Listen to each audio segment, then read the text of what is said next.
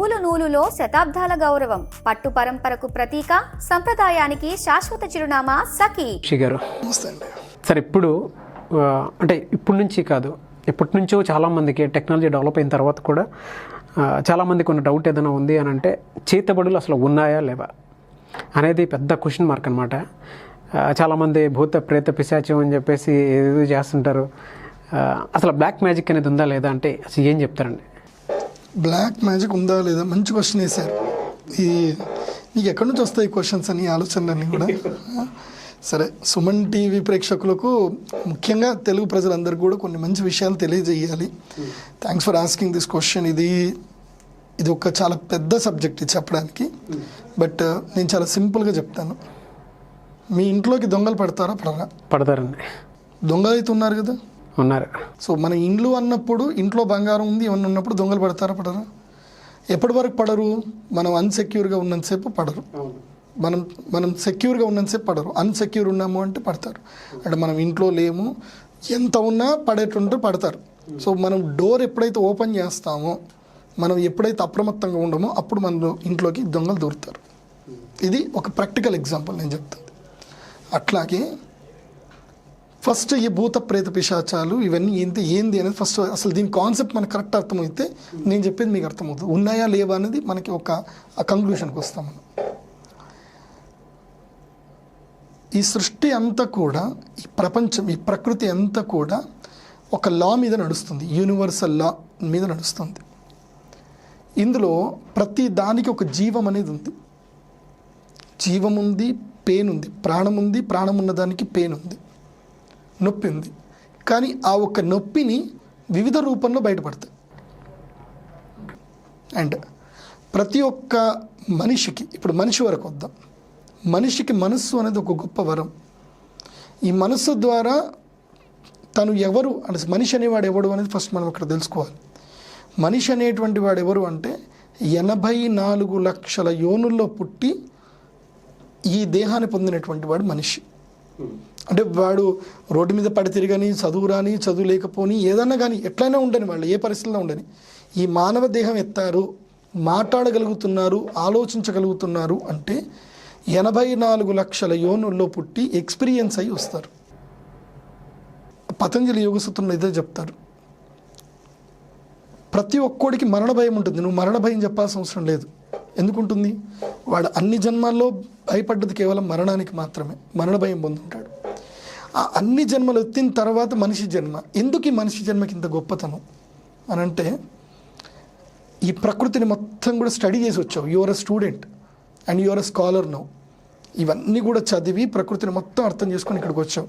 అందుకోసం మనిషి ఈదగలుగుతాడు, నీళ్లలో వెళ్ళి ఏమైనా చేయగలుగుతాడు, అగ్నితోటి ఆడుకోగలుగుతున్నాడు, శబ్దం ద్వారా మాట్లాడగలుగుతున్నాడు, ఆకాశం ద్వారా భూమిని ఎలాగో మార్చుకొని ఏమైనా చేయగలుగుతున్నాడు.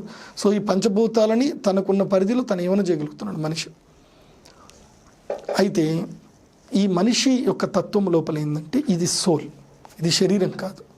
ఈ శరీరం లోపల ఉండేది సోల్. ఈ సోల్ ట్రావెల్ చేసి వస్తుంది కదా. ఈ శరీరం పోయిందనుకోండి, సోల్ ఎక్కడ ఉంటుంది? సోల్ అనేది ఉంది, ఇది ఫ్యాక్ట్, అందరికీ తెలిసిన విషయమే. ఇది ఒప్పుకున్నా ఒప్పుకోకపోయినా ప్రాణం అనేది లోపల ఉంది, ఆత్మ అనేది ఉంది, సోల్ అనేది ఉంది. ఈ సోల్ ఒకటి బయటకు వెళ్ళిపోతుంది. అంటే ఇప్పుడు మన కంటికి కనిపిస్తున్న ప్రపంచం ఒక్కటి, సోల్ బయటకు వెళ్ళిన తర్వాత కనిపిస్తున్న ప్రపంచం ఒకటి. ఈ సోల్స్ ఆర్ దేర్, ఈ ఆత్మలన్నీ కూడా ఉన్నాయి, కానీ ఈ కంటికి కనపడవు. అవి ఏ కంటికి కనిపిస్తాయి అంటే, కొన్ని ప్రాణులకు కనిపిస్తాయి, కుక్కలకు కనిపిస్తాయి. అందుకోసం కుక్కలు రాత్రిపూట అరుస్తాయి, ఏడుస్తాయి. ఎవరైనా చనిపోతున్నారంటే అరుస్తాయి, ఏడుస్తాయి. సో ఈ ఆత్మలు అనేటివి ఎగ్జిస్ట్, ఉన్నాయి. కాకపోతే అవి ఏ రూపంలో ఉంటాయి? వాటికి ఎట్లాంటి ఆధారం లేకుండా ఉంటాయి. అంటే పంచభూతములకి అవి సపోర్ట్ ఇవ్వవు. పంచభూతాలు అవి ఒకటి. ఇప్పుడు గాలిని పట్టుకోగలుగుతారా? పట్టుకోలేదు. గాలి ఎక్కడ ఉంటుంది? ఎన్ని మాలిక్యూల్స్ ఉంటాయి? ఏది ఉంటుంది? మనం ఒక ముంతలో చేయి మూసేసాం, గాలి పట్టేసుకున్నామంటే పట్టుకున్నట్ట? కాంట్. సో అట్లాగే ఆత్మ ఒక దగ్గర స్థిరంగా ఉండదు, అది అలా ఊగిసలాడుతూ ఉంటుంది. దానికి మళ్ళీ పంచభూతాత్మ శరీరం దొరికితే తప్ప జరగదు. ఇందాక నేను ఎగ్జాంపుల్ చెప్పాను, దొంగకి మీరు ఆస్కారం ఇవ్వాలి. మీ ఇంట్లోకి రావడానికి మీరు ఆస్కారం ఇవ్వగలిగితే దొంగ మీ ఇంట్లోకి వస్తాడు. అట్లాగే మీరు ఈ సైకలాజికల్గా if you invite the souls in you, they definitely comes. అవి ఎక్కడో లేవు, మన పక్కనే ఉంటాయి, మనకు కనబడవు, అవి అలా ఇలా తిరుగుతూ ఉంటాయి అన్నమాట. వాటిని నేచర్ కంట్రోల్ చేస్తూ ఉంటుంది. అవి అండర్ నేచర్ కంట్రోల్ లేకుండా మనిషి లోపలికి దూరేటువంటి సందర్భం ఏంటంటే నువ్వు ఇన్వైట్ చేయగలిగితే అది దూరుతాయి. నెక్స్ట్, బలవంతంగా పంపించడము శరీరం లోపలికి అనేది ఒక పద్ధతి ఉంటుంది. ఇవి తెలియాలి అని అంటే ఫస్ట్ మనకి అర్థం చేసుకోవాల్సింది ఏంటంటే మనం ఎన్ని డైమెన్షన్స్ ఆఫ్ వరల్డ్ని చూస్తున్నామని మనకు తెలియాలి. మనం చూస్తే only 2D dimension of world మాత్రమే. మనం 2 డైమెన్షన్ ఆఫ్ వరల్డ్ని మాత్రం చూడగలుగుతున్నాం మనుషులం. కానీ 3 డైమెన్షన్ వరల్డ్ మ్యాక్సిమం చూస్తాం, అంతకు మించి లేదు. 4th డైమెన్షన్ వరల్డ్ ఉంది, 5th డైమెన్షన్ వరల్డ్ ఉంది, 6th dimension, so up to 11 dimension వరకు వరల్డ్ అనేది ఉంది. ఆ ఎగ్జిస్ట్ వరల్డ్ గురించి మనం తెలుసుకోవాలంటే మన వల్ల కాదు. దీని గురించి ఒక ఆంగ్ల వాళ్ళు కూడా రాశారు, కొన్ని పుస్తకాలు రాశారు. సో ఫైనల్గా నా ఎక్స్పీరియన్స్ ప్రకారం నేను ఇవన్నీ కూడా నేను నమ్మేవాడిని కాదు. మా నాన్న వాళ్ళందరూ చేతబడులు అవి మా నాన్న దగ్గరికి అందరూ వచ్చేవాళ్ళు, ఇవన్నీ ఫాల్త్, ఇవన్నీ మనుషులు చేత కాదు, మోసాలు చేయడానికి తిరుగుతున్నారు అది ఇది అనేవాడిని. మా నాన్నతో కూడా మాట అనేవాడిని. మా నాన్న నవ్వేవాడు. ఎందుకోసం అంటే నాకు తెలుసుకునేంత స్థాయి అర్హత నాకు లేదు కాబట్టి అని చెప్పేవారు కాదు నాకు. అవునరా కరెక్టే, ఇవన్నీ వాళ్ళు మోసం చేస్తున్నారు అట్లే అనుకుందామని చెప్పేసి. ఎందుకోసం అంటే మా నాన్న దగ్గర కొంతమంది క్లయింట్స్ వచ్చేవాళ్ళు. వచ్చినప్పుడు మా నాన్నగారు డీల్ చేయని క్లయింట్స్ని చాగూస్ అని ఒకతను ఉండేవారు నిజామాబాద్లో, బర్కత్పూర్లో, ఆయన చనిపోయారు పాపం. ఆయన దగ్గర పంపించేవాళ్ళు పిల్లలు తప్పిపోతే. అంజనం చేతికి గోరుకి ఒక నల్లటి కాటుక రాసి చూస్తే సినిమాలా కనిపించేది. If you believe it or not, నేను అసలు నమ్మేటోండి కాదు. నాకు అప్పుడు స్కూల్కి వెళ్ళాలంటే బద్ధకం.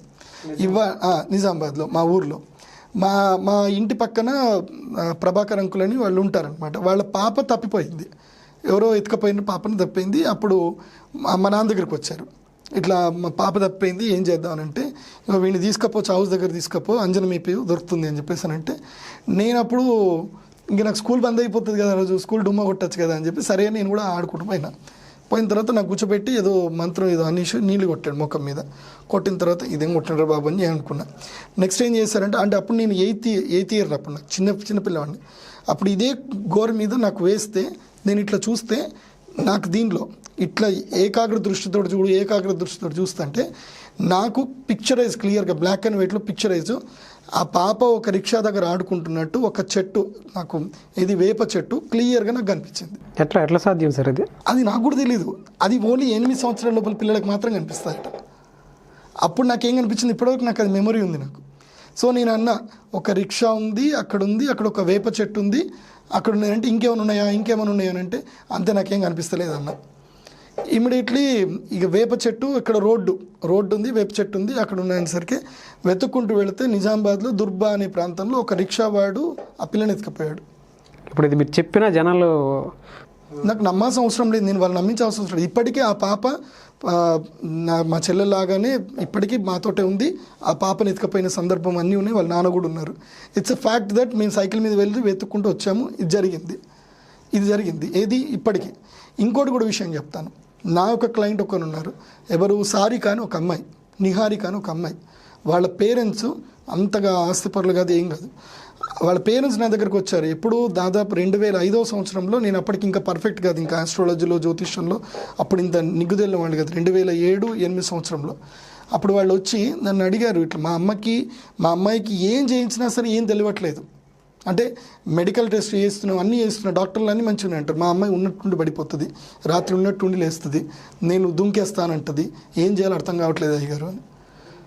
అప్పుడు మేము మళ్ళీ సాయిబాబా ధుని అని చెప్పి, దత్తాత్రేయ తంత్రం అని చెప్పి అది విభూతి ఇచ్చాము, డైలీ పాలలో కలిపి తాగమని చెప్పాము. అలా చేయడం వల్ల ఇప్పుడు ఆ అమ్మాయి మంచిగా డ్యాన్స్ చేస్తుంది, అని చేస్తే చాలా బాగుంది. వాళ్ళు స్వయంగా మీకు కావాలంటే అమ్మాయితో ఇంటర్వ్యూ ఇప్పమని ఇక్కడనే ఇప్పిస్తా, అమ్మాయి స్వయంగా చెప్తాను దాని ఎక్స్పీరియన్స్ ఏమేమైందో అని చెప్పి. ఇవి ఫ్యాక్ట్ ఉన్నాయి. కాకపోతే ఏంటంటే వీటిని ఆసరా చేసుకొని జనాన్ని మోసం చేసే వాళ్ళు ఎక్కువ అయ్యారు. కాకపోతే ఆ మోసం చేసే వాళ్ళు ఎవరు అని తెలుసుకునేది దేరం వాళ్ళ యొక్క విచక్షణకు వదిలేస్తున్నారు. బట్ నేను స్వయంగా చూసినటువంటి సందర్భంలో మా అన్నయ్య కొడుకు బంగ్లా పైన ఆడుకుంటూ ఉంటే పతంగి దారం కోసం అని చెప్పి ఒక ఇనుప రాడ్డును తీసుకొని వాడు ఏం చేశాడు అంటే, కుడికాలు కింద పెట్టి ఎడమకాలు గోడ మీద పెట్టి కుడి చెయ్యితోటి వాడు దాదాపు 14,000 వాట్స్, చాలా పెద్ద వాట్స్ అనమాట, కరెంట్స్ వెళ్ళేది, దాని మీద దాన్ని పెట్టగానే వాడికి షాక్ ఇచ్చి ఎగిరి కింద పడిపోయాడు. కుడి చేయి మొత్తం కాలిపోయింది, శరీరం అంతా కాలిపోయింది, ఎగిరి కింద పడిపోయాడు. వాడి పేరు హరి. వాళ్ళ అమ్మ వచ్చి హరి హరి హరి అని గట్టిగా పిలిచి కొడితే వాడు అప్పుడు కళ్ళు తెరిచాడు. వాస్తవంగా అంత వోల్టేజ్ ఉన్నప్పుడు హార్ట్ ఫెయిల్ అయిపోతుంది, బ్లాస్ట్ అవుతుంది. ఎందుకోసం అంటే మనకి ఏవి నోడ్ ఎస్ఏ నోడ్లు ఒక లిమిటెడ్ వరకే మన శరీరంలో కరెంట్ పాస్ అవుతుంది. అంతకన్నా ఎక్కువ పాస్ అయిపోతే మనకి ఎట్లాగైతే బ్యాటరీలు టప్ అని పేలిపోతాయో, లైక్ డయోడ్స్ అని ఉంటాయి మనకి. మనం ఇప్పుడు మనం మొబైల్కి పెడుతున్నామంటే అది డయోడ్స్ ద్వారా కరెంట్ ట్రాన్స్మిటర్ అయ్యి వస్తుంది. అట్లా ఇది కూడా డయోడ్స్ ఏసీ పవర్ని మనం తీసుకోదు, డీసీ పవరే తీసుకుంటుంది. అట్లాంటిది ఏసీ పవర్ తోటి ఎగిరి కింద పడిపోయాడు పిల్లవాడు. ఆ పిల్లవాడు అయిపోయిన తర్వాత హాస్పిటల్ అడ్మిట్ చేసినప్పుడు ఆ పిల్లవాడు మెలకు వచ్చిన తర్వాత క్లియర్గా చెప్పిండు, నేను ఇద్దరిని చూశాను, వాళ్ళు వచ్చారు, వాళ్ళకి ఇట్లా కొమ్ములు ఉన్నాయి, వాళ్ళు వచ్చారు, నన్ను తీసుకొని వెళుతున్నారు. వాళ్ళు అమ్మ నన్ను పేరు పెట్టి పిలిచేసరికి వాళ్ళు కంగారు పడి మనం తీసుకోవాల్సిన ఈయనని కాదు అని చెప్పి నన్ను వదిలేశారు అని చెప్పేసి నేను చెప్పాడు. కరెక్ట్గా జరిగిన ఇన్సిడెంట్ జరిగిన ఎగ్జాక్ట్ 3 డేస్కి ఆ ఇంటి పక్కన ఇంకో పిల్లవాడు చనిపోయాడు. ఇది హైదరాబాద్లో జీడిమెట్లలో జరిగిన సంఘటన ఇది. ఇప్పుడు ఆ పిల్లవాడు జీనియస్, బ్రిలియంట్ అతను. మేము అప్పుడు ఆ పిల్లవాడికి మంచి జరగాలని చెప్పి మేము అమ్మవారి స్తోత్రం చదివాము, అన్నీ చదివాము. భగవంతుడు తను చేసిన తప్పుకి మళ్ళీ ఆ పిల్లవాడికి ఎంత ఇచ్చాడంటే వాడు క్యూబ్ని 2 నిమిషాల్లో వాడు క్యూబ్ని సెట్ చేసేస్తాడు. ఒక నార్మల్ వాడు కూడా చేయలేడు, కానీ వాడు ఒంటి చేత్తోడు చేసేస్తాడు క్యూబ్ని. మరి ఇదెవరు? ఇది అబద్ధం కాదు, ఇది ఇట్స్ ఫ్యాక్ట్. మేము మానే సాఫ్ట్వేర్ ఇంజనీర్, ఆయన కూడా నమ్మడు ఇవన్నీ. బట్ ఇది జరిగింది కదా, అంటే నీ వరకు జరిగితే నువ్వు నమ్మావు, ఇంకోటి జరిగిందని నమ్మలేదంట తప్పది. భగవంతుడు అనేటువంటి వాడున్నాడు, బ్లాక్ మ్యాజిక్ కూడా ఉంది. కాకపోతే ఏంటంటే అందుకోసమే మనకి ఇప్పుడు ఆంజనేయ స్వామి గుళ్ళు ప్రతి ఊర్లో ఎందుకు ఉండాలి, ఎందుకు ఆంజనేయ స్వామి గుళ్ళు ఉండాలి, ఎందుకు దేవుడికి ధ్యానం చేయాలి, ఎందుకు ప్రతిరోజు గుడికి వెళ్ళాలి, యోగాసనాలు ఎందుకు వేయాలి, సూర్య నమస్కారాలు ఎందుకు చేయాలి, ఇవన్నీ మన పూర్వకాలు ఎందుకు చెప్పారు? You have to protect your self. నిన్ను నువ్వు ప్రొటెక్ట్ చేసుకోవాలి, నీ ఆర్ని డెవలప్ చేసుకోవాలి. అప్పుడు ఏవి కూడా ఏవైతే అన్నౌన్గా మన కంటికి కనపడి నీ మాంసపు నేత్రులు కనబడిన ఏవి కూడా నీ దగ్గర దాకా రావు. ఇట్స్ అ ఫ్యాక్ట్ అది. సో నేను 1 కాదు 2 కాదు, నేను అనుభవపూర్వకంగా తెలుసుకున్న తర్వాత ఇవన్నీ తెలుసుకున్నది. చాలా అండి నా దగ్గరికి ఎంతమంది వస్తారంటే ఈ బ్లాక్ మ్యాజిక్ ఇష్యూతో వస్తారంటే నా దగ్గర రాకండి, మా ఇంటికి అస్సలు రాకండి, నేను అమ్మవారి గుడికి రండి, అక్కడ మాట్లాడదామని చెప్తాను. నేను మా ఇంటికి రమ్మని చెప్పాను వాళ్ళని. బికాజ్ వాళ్ళతో పాటు అవి కూడా వస్తాయి. We should not entertain them. అందుకోసం పూర్వకాలంలో అరుగులు ఎందుకు పెద్దగా పెట్టుకునేవాళ్ళు? ఇంటికి కేవలం తెలిసిన వాళ్ళని, చుట్టాలను మాత్రం ఇంట్లోకి రమ్మనేవాళ్ళు. అందరూ ఎవరైనా వస్తే అరుగుల మీద కూర్చొనిమనేవాళ్ళు. బయట పెద్ద పెద్ద అరుగులు ఉండేటివి, అందరినీ అరుగుల మీద పడుకునేమనేవాళ్ళు. రాఘవేంద్ర స్వామి చరిత్రలో కూడా ఉంది అదే కథ. ఆయన రాఘవేంద్ర స్వామి పాదాల నుంచి తీసుకొచ్చిన ఒక మట్టిని ఆయన గురుగారిని అడిగాడు, నాకు పెళ్ళి ఉందంటే, నాకు వివాహం ఉంది, నేను వెళ్ళాలి అని చెప్పేసానంటే, పెళ్లి కంటే ఏమైనా గురుగారు ఏమైనా దక్షిణ ఇస్తారా, డబ్బులు ఇస్తారేమో అనుకున్నారు. రాఘవేంద్ర స్వామి వారు సరిపోతున్నాం అని చెప్పి కార్డు నుంచి మట్టి తీసి ఇచ్చేశారు ఆయనకి. ఆ మట్టి తీసుకుని వస్తే ఆ మట్టి కట్టుకొని వెళ్ళిపోయాడు ఆయన. ఒక ఇంటికి, ఒక బ్రాహ్మణ ఇంటికి అరుగు మీద పడుకుంటే ఆ ఇంట్లో ప్రతిరోజు పిల్ల పుట్టగానే ఒక బ్రహ్మరాక్షసు వచ్చి ఆ పిల్లని తినేసి వెళ్ళిపోయేదట. ఈ బ్రాహ్మణుడు ఆ ఇంటి గుమ్మం దగ్గర పడుకున్నందుకు ఆ బ్రహ్మరాక్షసు రాలేకపోయింది. ఎందుకోసమంటే రాఘవేంద్ర స్వాముల వారి కాలికి సంబంధించిన మట్టి అక్కడ అగ్నిలా కనిపిస్తుందట. సో అప్పుడు వాళ్ళ ఇంట్లోకి వెళ్ళలేకపోయింది ఆ బ్రహ్మరాక్షసి. తర్వాత ఆ బ్రహ్మరాక్షసి పాప విమోచన అవ్వడము, మళ్ళీ ఆయనకి ధనం దొరకడము, ఆయనకి మంచి భోగాలు దొరకడము, రాఘవేంద్ర స్వామి కీర్తి జరగడము, ఎన్నో ఉన్నాయి. 1 కాదు 2 కాదు, కొన్ని లక్షలు ఉన్నాయి. ఇవన్నీ కూడా వివరణలు. మీరు నమ్మకపోరు, ఒక ఇంట్లో 32 మందికి జనాలకి మొత్తం చూశాను, అందరికీ లగ్న రాహు దోషం ఉంది. వాళ్ళ వంశంలో చేసిన తప్పుకి 32 మంది దోషం ఉంది. ఇంకొక వ్యక్తి, చాలామంది, నాకు 1 కాదు 2 కాదు, నేను ఇంకా ఈ సుమన్ టీవీ చేయడం వల్ల నాకు తెలియదు, కానీ చాలామంది, ఎక్కువ మంది జనాలు వచ్చేసి వాళ్ళ ప్రాబ్లం చెప్తున్నారు. So there is a black magic, but you have to take care yourself with yoga and meditation and chanting of Omkara. Then you can overcome it. You need not to go anywhere. మీరు ఎక్కడికి వెళ్ళాల్సిన అవసరం లేదు. ధ్యానం చేయండి, ఓంకారం చేయండి, ఓం నమ శివాయ మంత్రం శ్రేష్ఠ.